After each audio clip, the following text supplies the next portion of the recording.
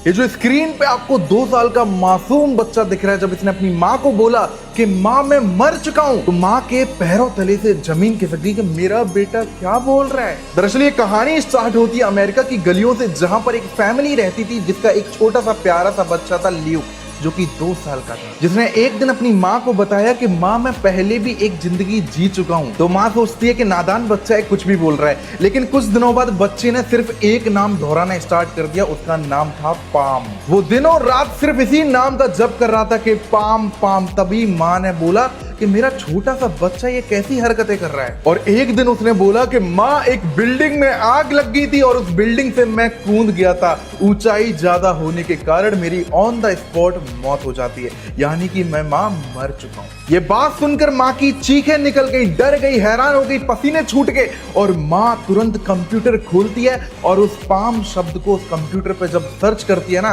तो उसे कुछ ऐसा दिखता है जिसे सुनकर शायद आपकी रूह कांप जाए। और माँ देखती है कि जो मेरा बेटा वास्तव में चीजें बता रहा था वो कहानी तो पूरी हो चुकी है पास्ट में। दरअसल जो बेटा पाम नाम ले रहा था वो कोई काल्पनिक नाम नहीं था। दरअसल शिकागो में हुई एक बिल्डिंग में आग लगने के चक्कर में एक महिला की दर्दनाक मौत हो जाती है और उस महिला का नाम था पामिला रॉबिन्सन। और जब वो तथ्यों की छानबीन कर दिए तो पता चलता है कि उसके घर का नाम पाम था। और जब एरिका और गहराई में जाती है तो पता चलता है कि एक बिल्डिंग में आग लगने के चक्कर में वो वहां से कूद गई थी और उसकी दर्दनाक मौत हो गई थी। माँ को इस बात पे यकीन नहीं हुआ। माँ ने टेस्ट लेने के लिए की फोटो ली और साथ में 5-6 लड़कियों की और फोटो ली और अपने बेटे के सामने एक टेबल पे रख दी और बेटे से पूछा कि बेटा तुम इनमें से किसी को जानते हो। और उस ल्यूक ने भैया तुरंत ही पामिला रॉबिन्सन की तस्वीर पे हाथ रख दिया और उसके हाथ रखते ही माँ एकदम चौंक जाती है। और फिर धीरे धीरे ल्यूक बड़ा होता गया और उसकी जो पुरानी यादें थी